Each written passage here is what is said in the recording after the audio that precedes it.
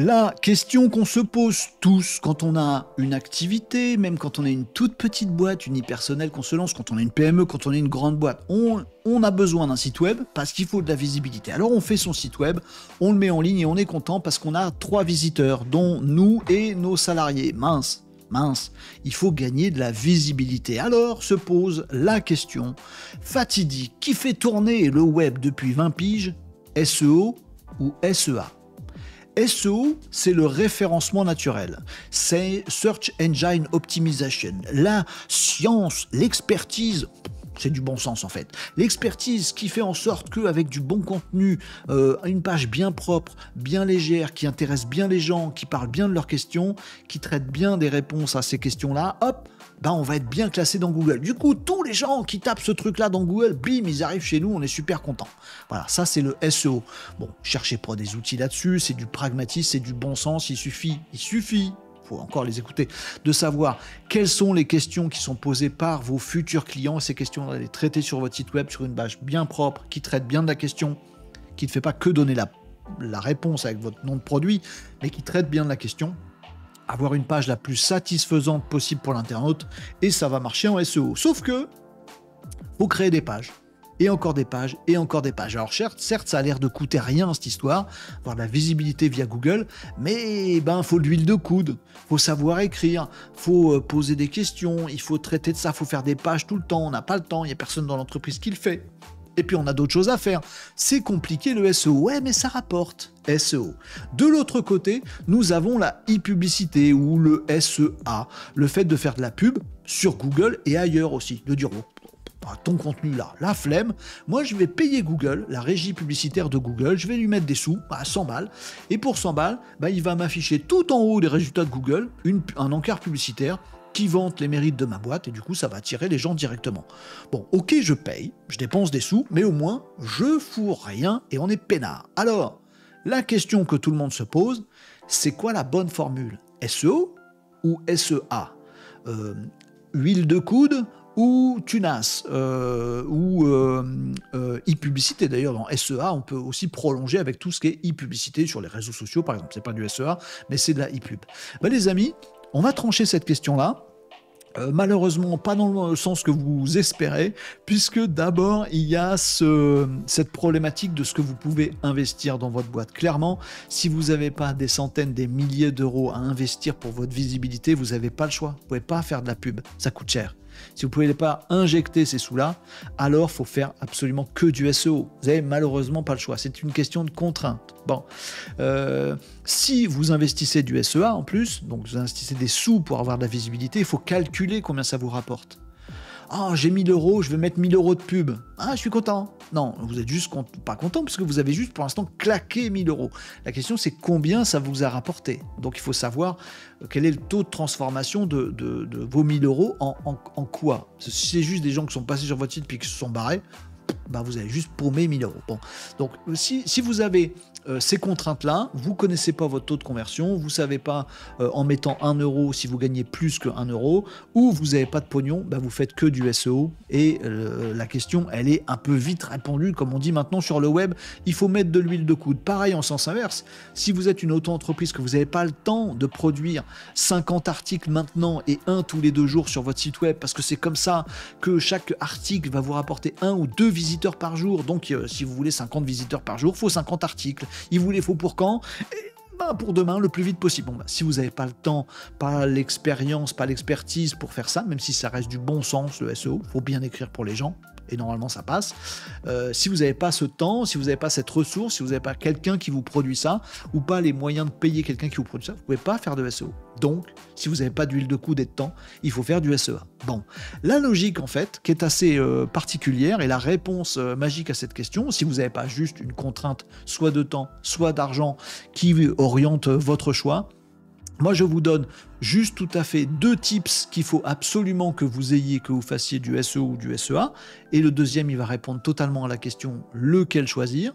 Le premier tips, c'est tout simplement Cas.fr. Vous savez que c'est mon outil, celui que j'édite. Les amis, je vous conseille de l'essayer. En plus, il est en test full version de Cas, en version gratuite totalement pendant 15 jours pour l'essayer.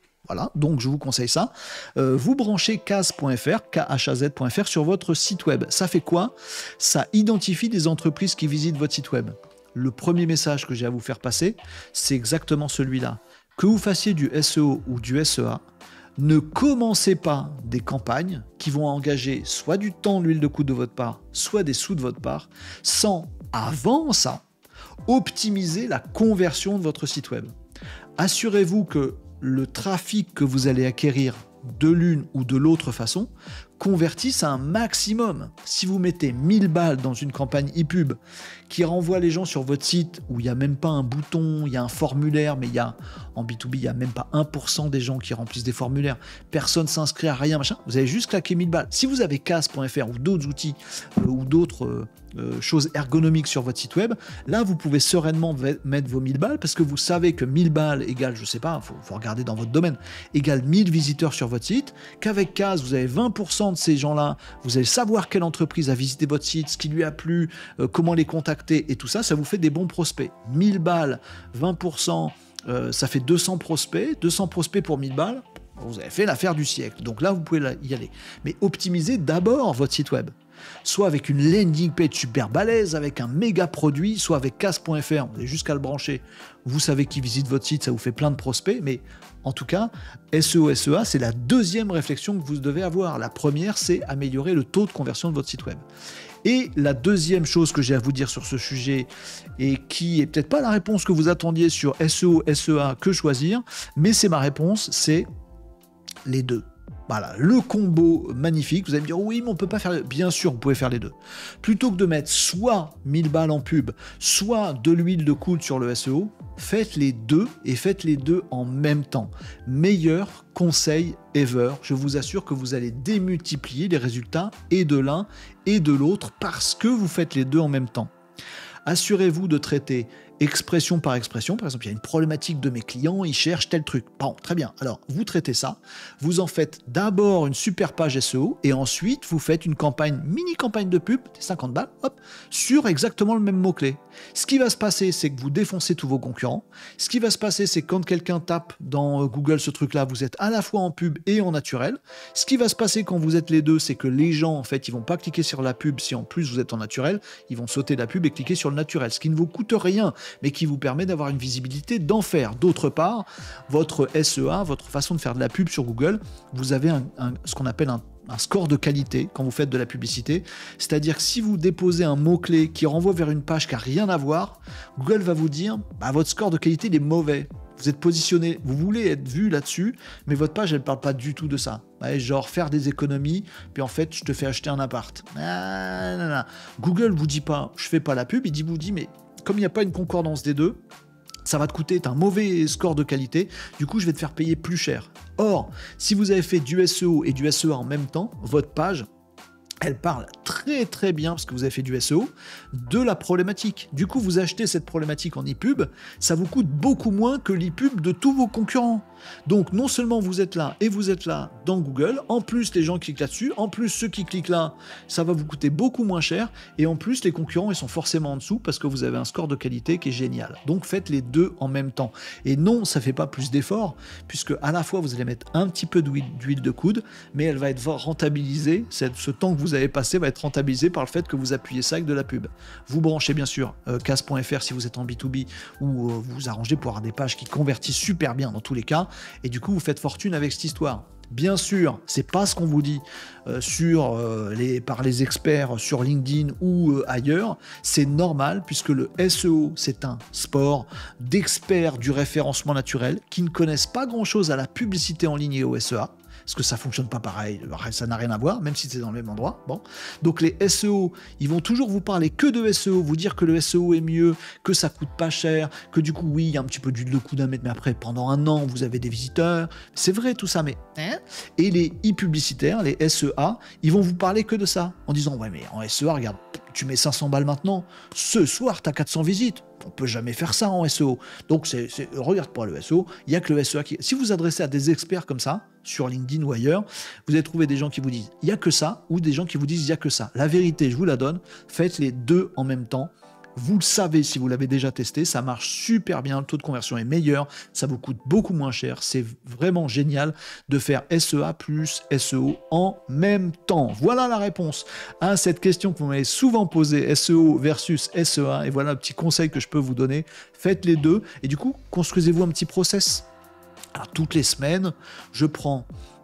Je relève tout ce que disent mes clients, ce qu'ils me posent comme question, mes prospects. Allô, je voudrais savoir si vous avez une solution pour... Ah tiens, pas bête, hein. Vous notez et vous faites un petit process. Voilà, toutes les semaines, vous en faites un post de blog qui traite vachement de la question, faites-vous aider de ChatGPT et autres, machin.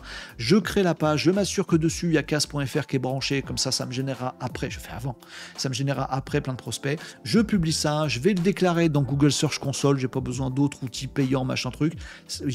On avait déjà fait un tuto sur Renaud Décode là-dessus, vous faites un super bien, et après, hop, vous allez dans votre outil de pub Google et vous dites, tiens, ce mot-clé-là, je le réserve, je mets 5 balles dessus, hop, et ça me fait, et le lendemain, vous êtes un cadre sur cette expression clé et vous recommencez ça, les deux en même temps, SEO plus SEA, combo magique. Voilà les amis, pour mon petit conseil sur ce sujet-là, n'hésitez pas si vous avez des questions, des remarques, des objections, des besoins à nous contacter ou à suivre nos décodes tous les jours de la semaine à partir de 11h45 en live sur les réseaux. Voilà pour le hack du jour, SEO versus SEA, il n'y a pas de combat.